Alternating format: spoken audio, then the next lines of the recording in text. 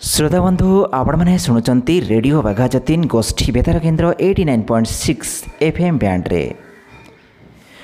श्रोता बंधु आज हूँ कविवर राधानाथ रायंकर श्राद्ध वार्षिकी।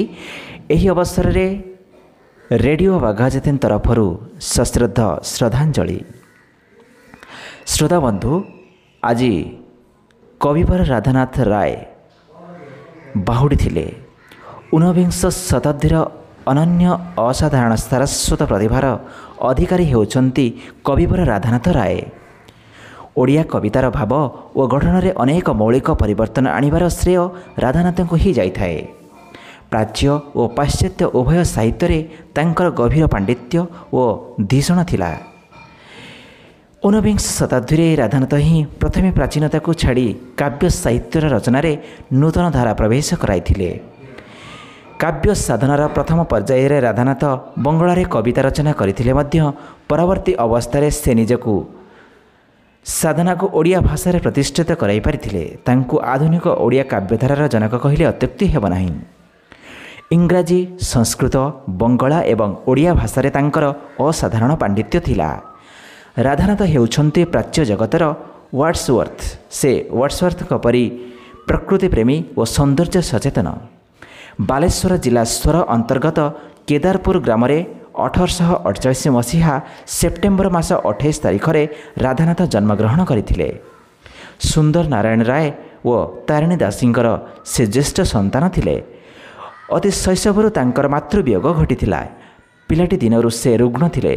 तेबे शारीरिक असुस्थता तांको पाठपढ़ा इच्छा को केबे अटकाई पारि नथिला। से बालेश्वर जिला स्कूल प्रवेशिका परीक्षा रे उत्तीर्ण होई से समय रे कटक रे उच्चतर शिक्षा निमंते कॉलेज न थिबारु कलिकता को FA पढ़िया को गले। सेठारे तांकर स्वास्थ्य अवनति घटिबारु पढ़ाई आसीथिले।